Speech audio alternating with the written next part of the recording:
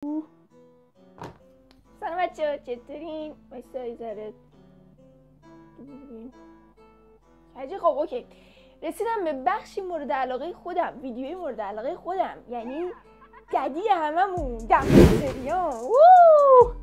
متولد 1980، یعنی 7 دسامبر 1980 تو آمریکا. دمبلزریان ارمنیه، من خودم نمیدونستم. ارمنی آمریکایی دورگر، از راه کازینو به همین ثروت بالایی دست پیدا کرده. اسم کامل دمبلزریان مثل خیلی دیگه از آدمای معروف دیگه دمبلزریان نیست، دن براندون یا براندون بلزریان، همچی چیزایی سخته ولی خب اینه. دلیمون فقط تو کار اینستاگرام و دافولی بازی نیست، بله اون توی چند تا فیلم هم بازی کرده، یعنی توی چند تا برنامه تلویزیونی هم حضور داشته که معروف ترینش استخراج بوده که دمبلزریان توی اون برنامه تلویزیونی حضور داره. حتما برید ببینید بچه‌ها، دستش نرید. اگرم قشنگ بود به منم بگید، منم برم ببینم. خب همونطور که خودتون میدونید و اینکه اصلا دیگه نیازی به گفتن نیست، دمبلزریان من کجا میشناسم؟ من چرا باید دمبلزریان رو بشناسم؟ بین این همه آدم ثروتمند دیگه مگه فقط اون پول داره؟ خب دن خیلی دختربازه، خیلی دافولی بازی میکنه، خیلی اشغال میکنه، خیلی کارایی میکنه که اصلا همه ما شاید دنبال اینیم یک بار اون کارا رو انجام بدیم. این عزیز دلمون اینا رو به صورت فشرده ساعت گذاشته رو گوشش، هر روز داره انجام میده دیگه، خودش داره حالت تعامل میگیره. خب اینا باعث شده که این بیاد با پست کردنشون توی پیج اینستاگرامش معروف بشه. حالا یه فکت باحال راجع به دمبلزریان اینه که به قدری این لیوان اشغالاش فشرده بوده، اینقدر بدنش به عنوان حالا نیازهای جنسیش و این مسائل استفاده کرده تا الان که زده به قلب و مرگ و همه جاش قلبش کلا از کار افتاده بوده، یه مدت سکته قلبی میکنه. ببین در این هست. بعد دکتر میاد بهش میگه که باید بیای از اشغالات کم بکنی، یعنی فشاری که روی بدنته واقعا باعث میشه که بمیری. ولی دمبلزریان با یه لبخند خیلی ملیح به دکتر نگاه میکنه و بهش میگه که قربونت برم، من از اشغالام نمیگذرم، برام مهم نیست که بمیرم نمیرم، چون دارم از زندگی نهایت استفاده رو.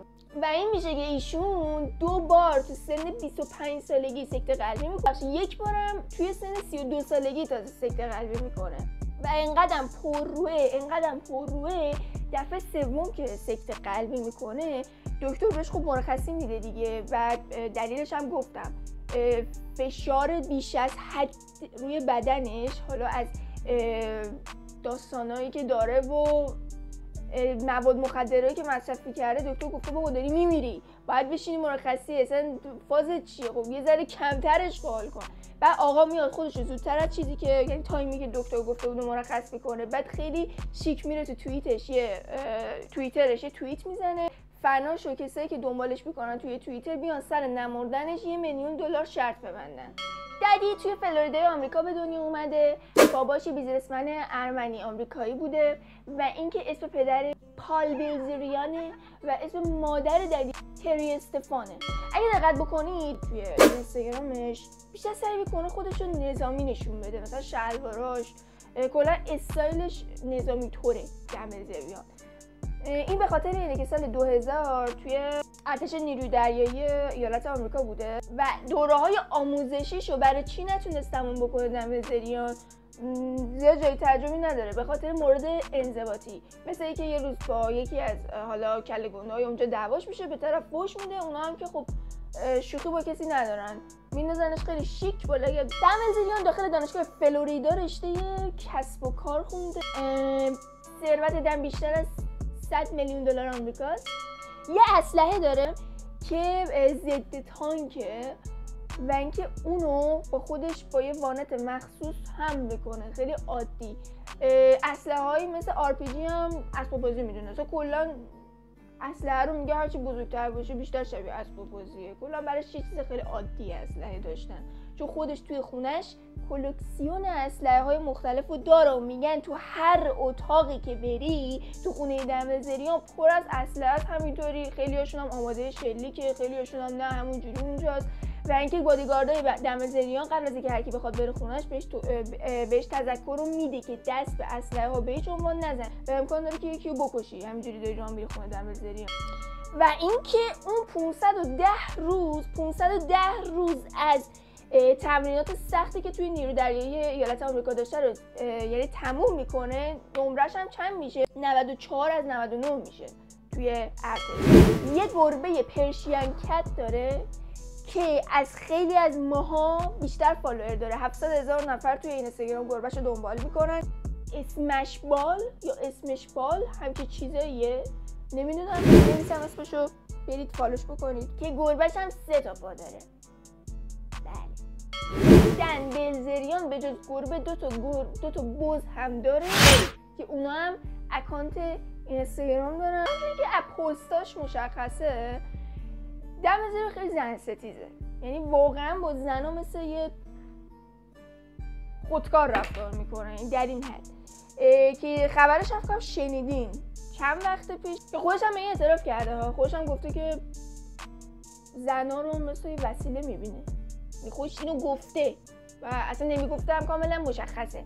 بابا چند سال پیش اومد 2-3 تا دختر کاملا لخت و از بالا پشتی بود به خاطر یه مجله عکاسی که توش بود، به خاطر اون مجله مینداخت پایین، یعنی مینداخت تو استخر با ارتفاع خیلی زیاد که یکی از دخترها لحظه آخر میاد تیشرتشو بگیره، همون باعث میشه که خب زاویه اون دختر عوض بشه، حین اینکه داره سقوط میکنه بیفته بغل استخر، پاشه دختر شکست. و اصلا برای دمبلزریان مهم نیست، براش مهم باشه حالا یه دفع کمتر تو خودش.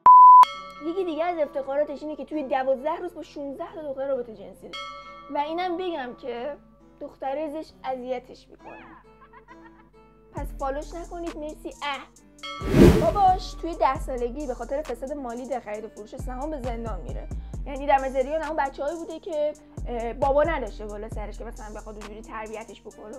بعد جالب اینجاست که باباش وقتی زندان میره حدود $500 میلیارد آمریکا رو میاد توی حساب‌های خیریه و اینا مخفی میکنه برای خودش که از زندان اومد بیرون خودش بتونه استفاده بکنه، کسی بهش دست بدنکار چند تا فیلم هالیوودی هم بود. اما مثل که میگن توی نمیدونم کدوم فیلم هالیوودی بازی کرده، حالا میرم در میارم به خاطر اون فیلم. اون موقع که بازی که نکرده، مثلا همون بدلکاری اون فیلمو انجام داده، تهیه کننده هالیوودی زره باهاش چپ میشه. خب فکت بعدی اینه که آقا اصلا چی میشه که دمبلزریان این ثروتی که الان داره رو خب همینجوری به دست نیاورده، اون با فروختن اسلحه به دست آورده. چیکار کرده؟ اون میاد مثلا اسلحه هایی که $750 میارزیدن و که داره هم جمع میکنه به قیمت $10,000 میفروشه، بعد اون پولا رو میبره به لاس وگاس و $10,000 رو تبدیل میکنه به $187,000 و این میشه که یه سرمایه برای خودش جمع میکنه. اون سرمایه رو حالا به مرور عقلش کار میکنه بیشتر و بیشتر. 2015 میاد من دارم کاندیدای رئیس جمهور میشم، یعنی برای سال 2016، ولی به خاطر دونالد ترامپ میکشه کنار که رفیقش رئیس جمهور بود. اوکی، این هم از فکتای دمبلزریان. بچه‌ها حتما سابسکرایب کنید، لایک کنید، زنگوله هم بزنید. این تیشرت هم ترجمه نکنین. الان توی 3-4 تا ویدیو ترم چون همه رو توی یه روز ضبط کردم که دیگه راحت بشم و اینا. پس اینقدر حالا سارا زحمت بکشه.